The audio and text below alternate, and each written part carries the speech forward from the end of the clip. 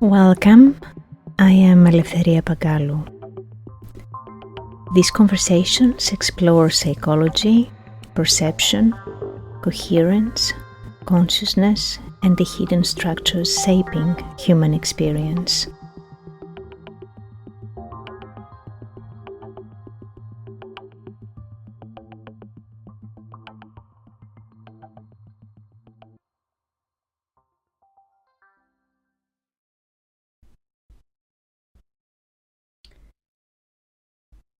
I have been thinking for a long time about the way emotionally intelligent people gradually become exhausted inside certain relational dynamics without always recognizing what exactly is depleting them. Because often the exhaustion is not connected to one event.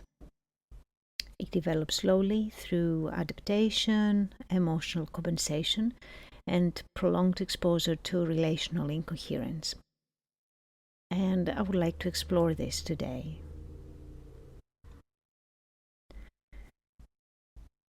Why do some people leave relationships feeling deeply exhausted, even when there was no obvious toxicity or constant conflict?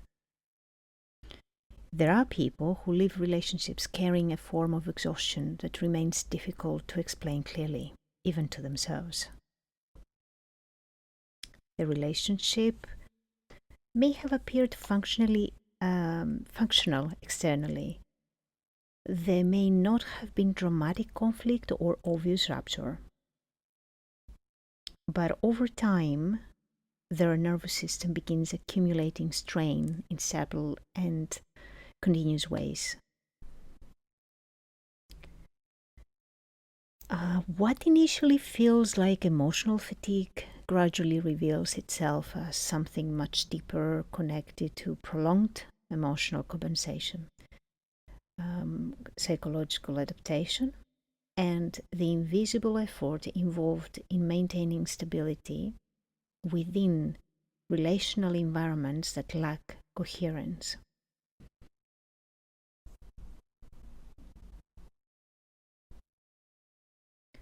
I think many emotionally intelligent individuals live inside this dynamic for years without fully recognizing the extent to which their system has adapted around it.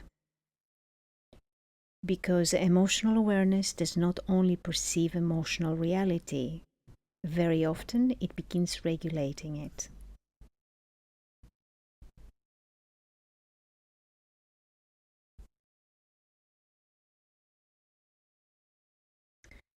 Now, why do emotionally aware people often become hyper aware inside relationships? The person who is more perceptive starts monitoring the atmosphere continuously. It detects tension before it becomes verbalized. It senses emotional withdrawal early. It registers inconsistencies in communication, behavior, emotional presence, and relational energy, often automatically and without conscious intention. Over time, this creates a form of ongoing internal orientation toward the relationship itself. Part of the mind remains occupied, and part of the nervous system remains alert. And what happens is that eventually the individual begins experiencing exhaustion that cannot be understood simply through the language of stress or emotional sensitivity alone. The body has often been maintaining continuous psychological vigilance for extended periods of time.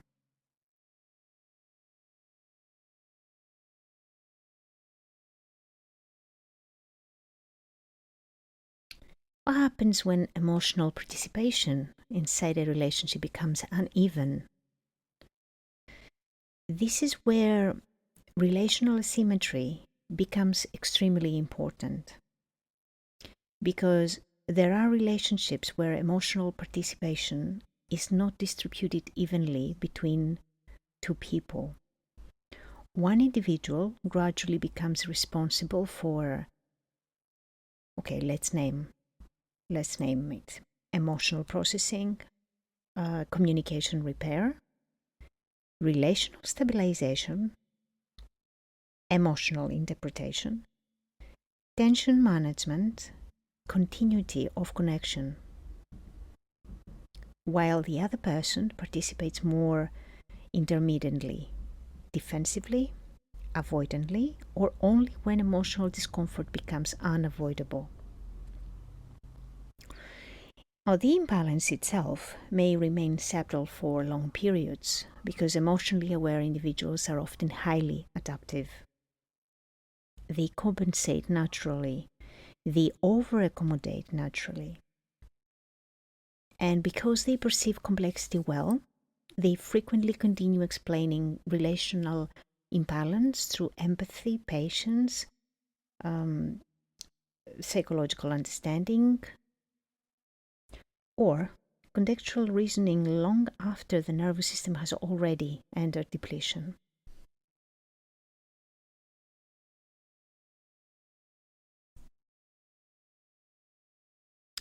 Can emotional intelligence itself become exhausting then?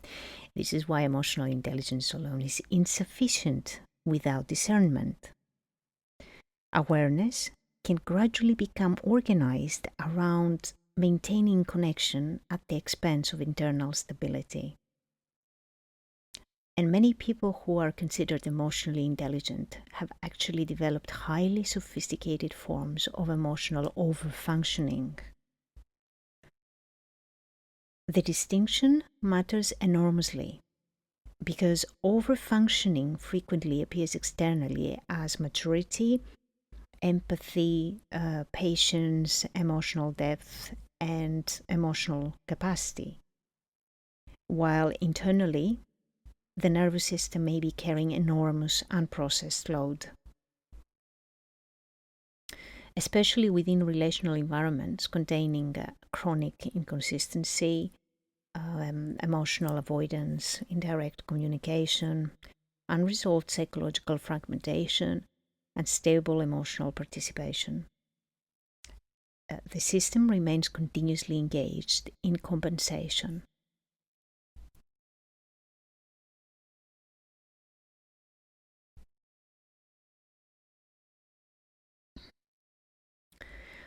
Why does this type of exhaustion feel so deep and difficult to recover from? I think this is one of the least discussed dimensions of emotional exhaustion. The exhaustion is not always located in individual events.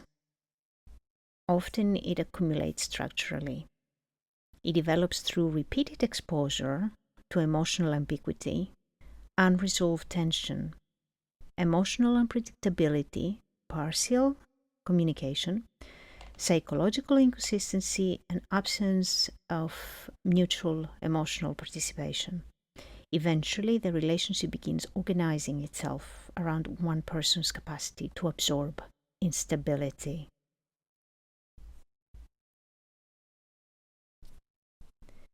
Now, this creates what I would describe as a coherence holder dynamic. What do you mean by the coherence holder dynamic? Okay, the coherence holder becomes the stabilizing structure within the relationship itself. So, the person that has the capacity to absorb instability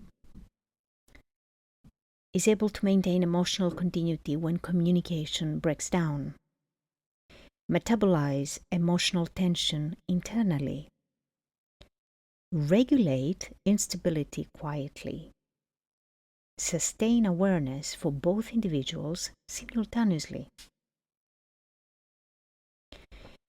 Many people remain inside this role for long periods because the dynamic initially creates a sense of meaning, emotional purpose, or relational depth. But gradually, the nervous system begins paying the cost. We see here emotional saturation develops, perceptual fatigue develops, cognitive overextension develops. The individual may begin feeling emotionally numb, physically depleted, psychologically fragmented, or internally overloaded without fully understanding why ordinary rest no longer restores them adequately. The body has been carrying unresolved relational load continuously.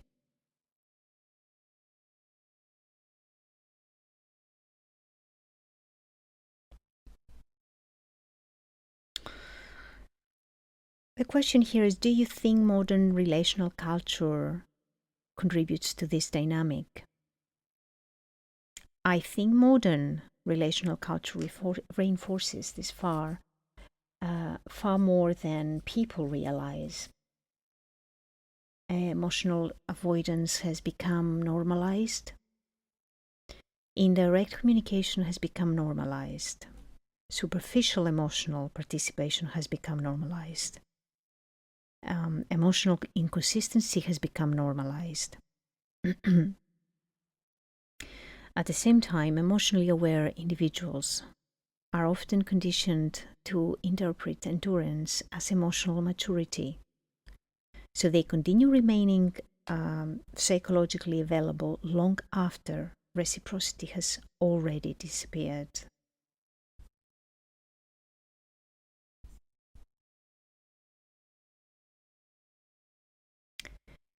Now, how does emotional awareness slowly become self-abandonment? This is where emotional awareness slowly begins transforming into self-abandonment. This doesn't happen suddenly. It's structurally, through repeated adaptation, chronic accommodation, continuously overriding internal signals in order to preserve relational stability. And eventually, many emotionally intelligent people arrive at a painful realization. Understanding another person deeply does not automatically create mutual participation. Let me pause here because this realization is very painful. Psychological insight cannot generate reciprocity on behalf of another individual.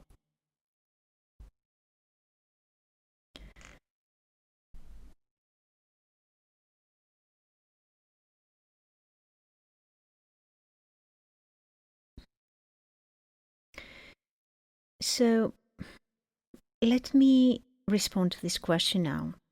What does healthy emotional reciprocity actually requires? Relationships become profoundly destabilizing when one nervous system continuously carries emotional responsibility for both people. Real intimacy requires shared participation in emotional reality. It doesn't require perfection.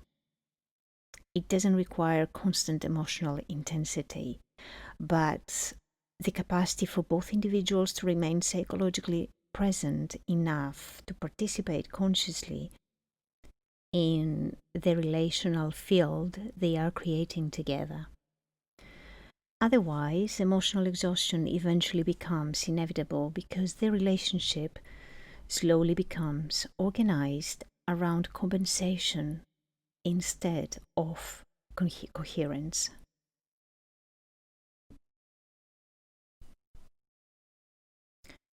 So, at some point, I mentioned that the nervous system continuously scans for inconsistency.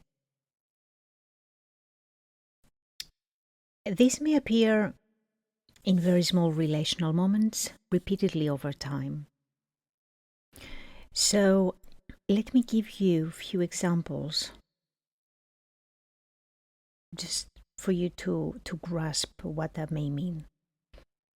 Someone says they want emotional closeness, yet consistently withdraws when emotional depth begins emerging.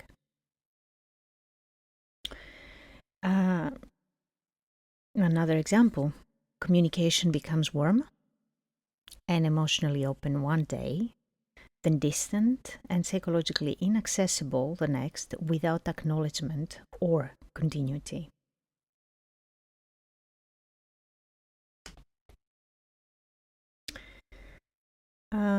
Important emotional conversations remain partially resolved and they disappear into avoidance, while the other person continues carrying the emotional tension internally.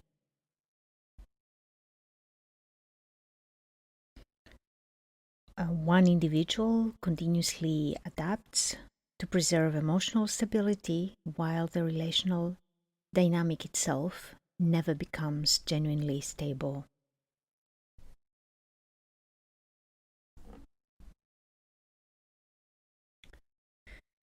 So, I would like to close this podcast by saying that sometimes exhaustion is the nervous system's way of revealing that a relationship has been organized around adaptation for much longer than the conscious mind was willing to recognize.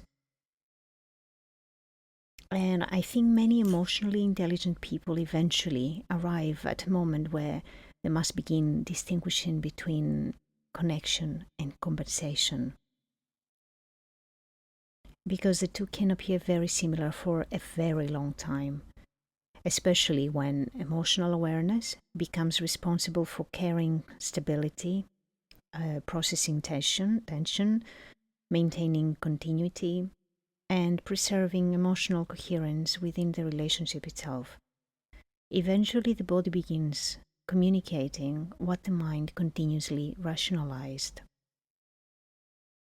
And I think listening to that process carefully becomes extremely important.